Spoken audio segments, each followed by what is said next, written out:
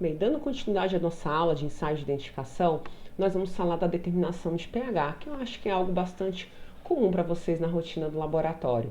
Então, a determinação de pH, na verdade, ele é um ensaio mais de pureza do que de identificação. No entanto, é um ensaio bastante importante para muitas substâncias, né? Substâncias, obviamente, vai ter caráter ácido ou básico.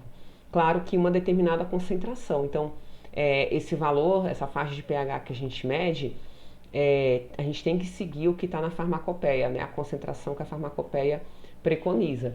Então, por exemplo, o ácido ascórbico, né, ele preconiza uma concentração de 5%, e aí o valor de pH vai dar na faixa de 2,1 até 2,6.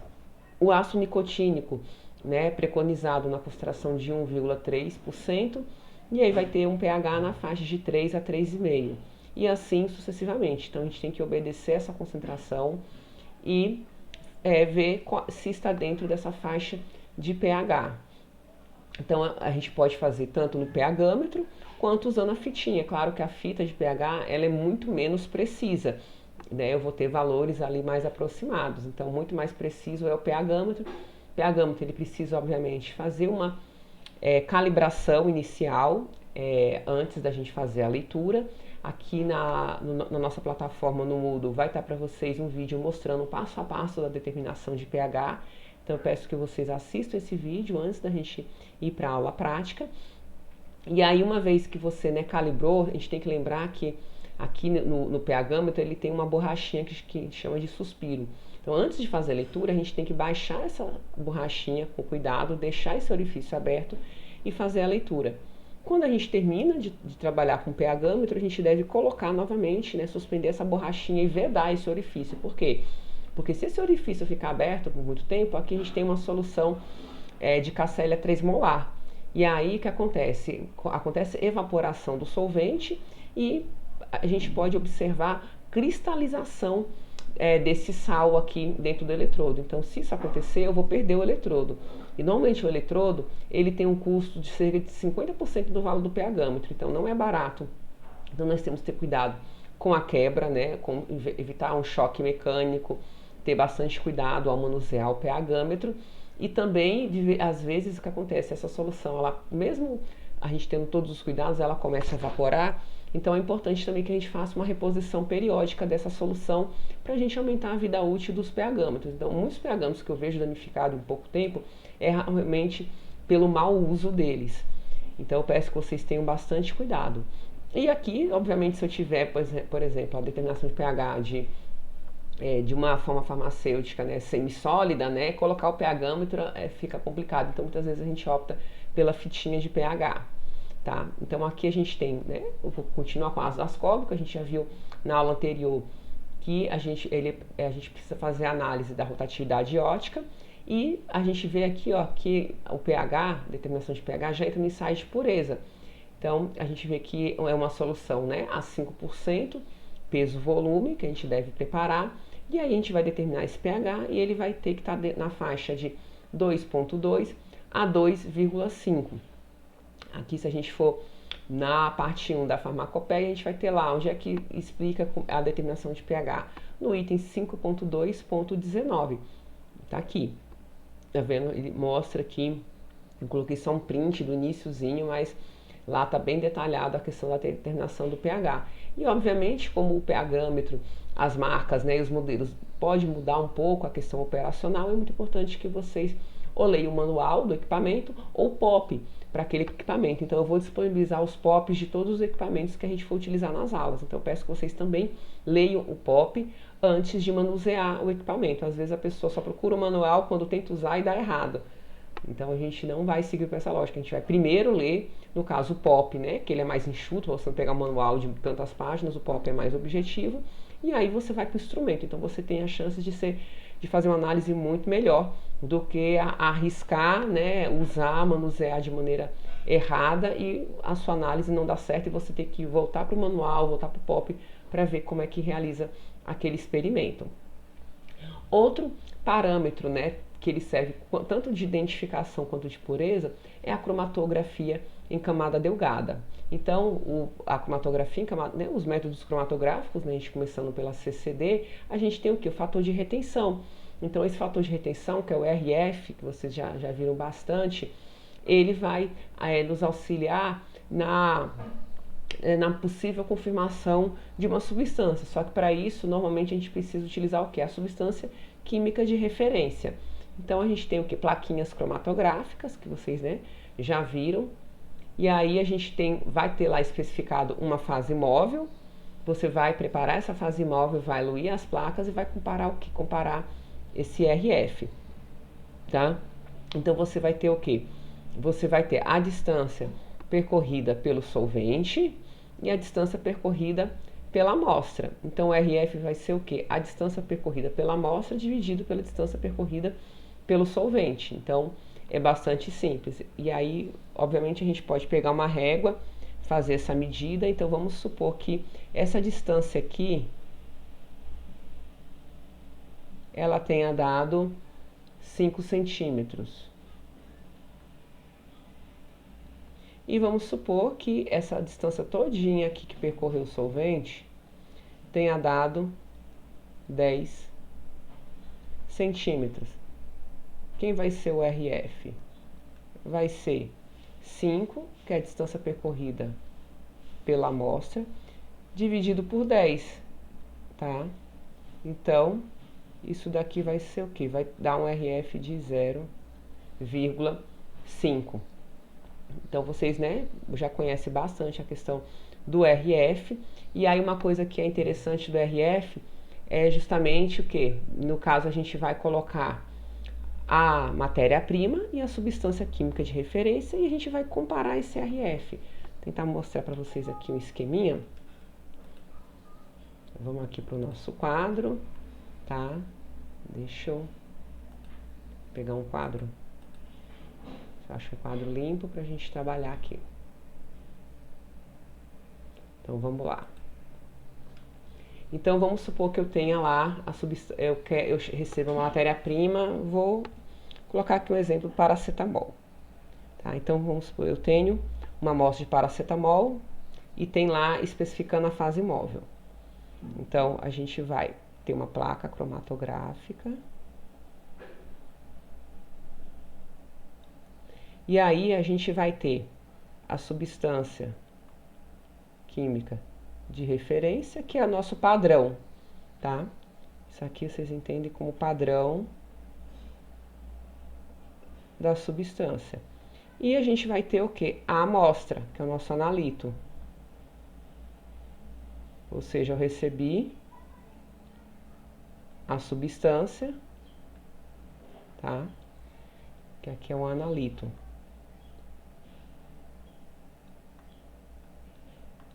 E aí, o que a gente vai fazer? Vai estar lá especificado qual é a fase móvel. A gente vai preparar essa fase móvel, vai colocar dentro de uma cuba. Então, aqui nós temos a fase móvel. E aí, a gente vai fazer esse preparo e colocar aqui dentro da cuba.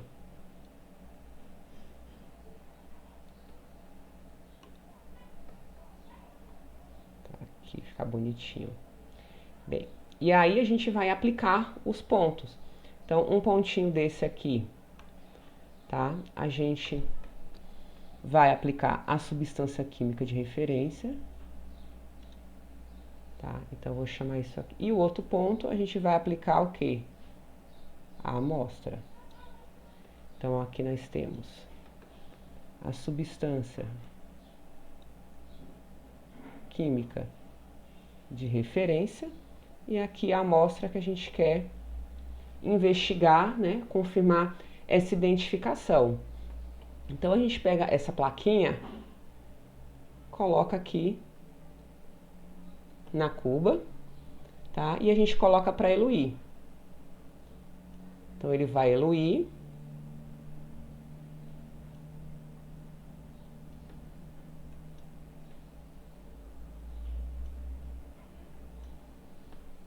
E aí a gente tampa isso aqui bonitinho, coloca o papel filtro lá para saturar a cuba. Uma vez que eluiu, né, o solvente, ele vai chegar aqui, né, o vapor do solvente, né, vai chegar a uma determinada altura que vocês vão observar. E aí a gente vai retirar essa placa, vai secar, e aí a gente observa na luz ultravioleta, na câmara ultravioleta, e se tiver um revelador específico, a gente revela essa placa. Então eu vou ter minha placa, e aí lá na farmacopeia vai dizer como é que vai ser a revelação. Se vai ser câmara UV, ou se eu vou usar um revelador.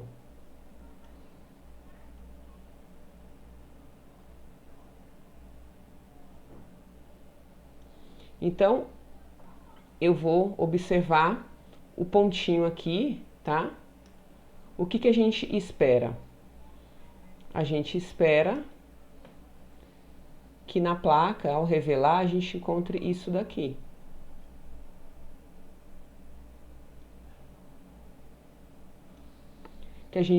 Que a substância química de referência e a amostra do padrão, né, aqui a gente aplicou aqui nesse ponto, substância química. Opa, deixa eu apagar aqui.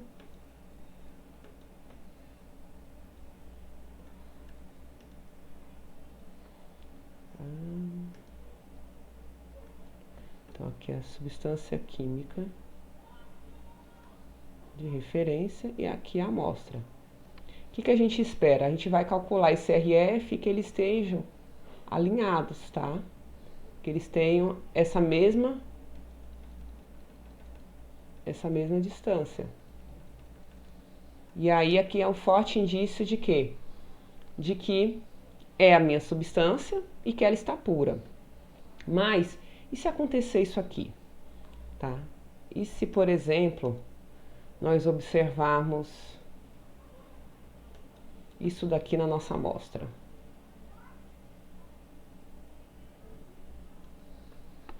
Isso aqui, gente, é um indício que é um indício de impureza.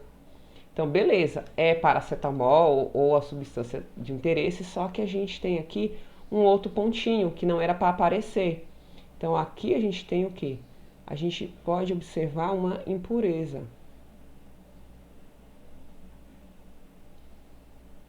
E, inclusive, se a impureza já for bem característica dessa matéria-prima, a gente pode acrescentar aqui um outro ponto que é a própria impureza. Então, eu já sei que a impureza é muito característica, por exemplo, é o ácido salicílico em relação ao ácido salicílico.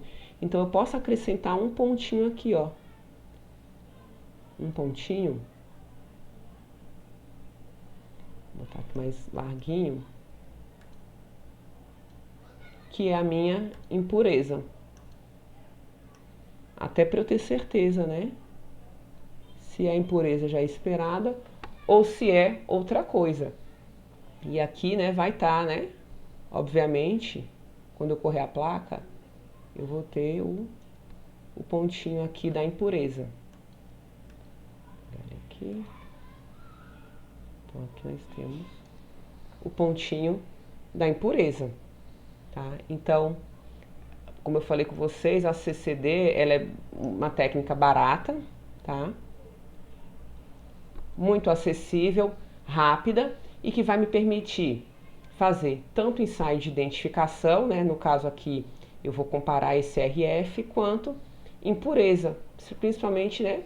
Pode ser uma impureza desconhecida e pode ser já uma impureza conhecida. Se eu tiver a substância química de referência da impureza, eu já aproveito o ensaio, já aproveito a placa.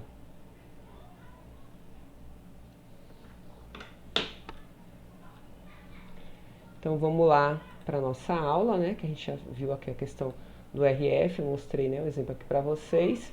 Aqui nós temos um exemplo de placas cromatográficas, né? Como eu falei com vocês, a gente tem a amostra, aí a gente vai ver, né, qual ponto ele corresponde Aqui, então, isso aqui provavelmente corresponde à substância A, tá?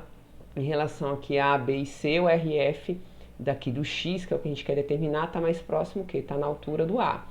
Aqui eu mostro para vocês a placa cromatográfica do acteosídeo, né? Aqui são as amostras, né, do acteosídeo, e aqui a substância química de referência, né? Esse pontinho aqui ficou mal aplicado, por isso que ele ficou compridinho. Então a gente vê que o RF aqui dele, né, a gente vê que o RF do padrão está exatamente na mesma linha das amostras. Então aqui a gente observou na câmara de ultravioleta no comprimento de onda 254 e na mesma câmara, só que no comprimento de 366. A gente vê a mesma coisa aqui. É a mesma placa, gente, só que nós tiramos a foto nos dois comprimentos de onda. Então a gente vê que o padrão, ele tem o mesmo RF das amostras, né? Então aqui a gente consegue provar a pureza do acteosídeo, tá? Aí a gente tem um exemplo, né, aqui da farmacopeia, né, da amostra de cápsulas, né, de amoxicilina trihidratada. E aí a gente vê que ele mostra, né, aqui pede para fazer um procedimento na identificação. Ele dá a opção A, que é a absorção ultravioleta, que a gente já viu, então utiliza a substância química de referência da amoxicilina e faz uma comparação, né? Ele pede para preparar uma solução a 0,02% em álcool etílico e fala que vai ter dois máximos, um em 230 e um em 274 nanômetros. E tem que ser observado idêntico à substância química de referência. E ele dá outra opção, né? Proceder conforme descrito na CCD. E aí, se a gente fala 1.5, 1.2, 1.17.1, ele fala direitinho como é que prepara a placa. E aqui ele dá a fase móvel, tá? Ele fala que a fase móvel tem que ser álcool metílico, cloroformo, água e acetona na proporção de 9 para 8 para 3 para 1. Então, você vai preparar essa fase móvel, vai aplicar ali em torno de 5 microlitros, a substância química de referência e a amostra. E aí ele vai, né, aqui dizer todo o procedimento, né? Desenvolver a placa, remover a placa. E aí ele pede o quê? Aqui ele pede para revelar, né, nebulizar com ninidrina SR, tá? Então aqui ele pede um revelador específico. E aí ele pede, né, fala que a mancha principal, né, obtida em um que é do padrão, né, tem que ser igual à da amostra, né, e intensidade parecida. Então é aquilo que eu já expliquei para vocês de CCD. Tá? E aqui, né, o item lá na farmacopeia, onde vai dizer, de uma maneira geral, como se faz a cromatografia em camada delgada. Bem, aí aqui a gente viu, nesse caso, a CCD sendo empregada para os ensaios de identificação. Mas eu comentei com vocês que ele também pode ser empregado como ensaio de pureza, que é no caso do albendazol. Tá? O albendazol, ele aqui traz, né, um ensaio de pureza para a CCD. Então ele preconiza, né, a CCD para ensaio de pureza, ou seja, de substâncias relacionadas, substâncias impurezas que já são esperadas para o albendazol. Então ele pede para fazer a CCD, aí ele dá aqui a fase móvel, né, clorofórmio, o éter etílico, ácido acético glacial na proporção de 60 para 10 como fase móvel, aplicar separadamente, né, e né, ele dá lá toda a descrição aqui, né, pede para dissolver a substância química de referência, né, do albendazol, e aí ele vai, né, descrever aqui como é que a amostra faz a comparação e pede, né, para observar nesse caso na luz ultravioleta. Então aqui você vai na câmera UV, né, e ele vai falar qualquer mancha secundária, além da mancha da substância química de referência, né, pode mostrar aí um indício de impureza do albendazol. E na próxima aula a gente vai finalizar com a identificação, utilizando a cromatografia líquida de alta eficiência.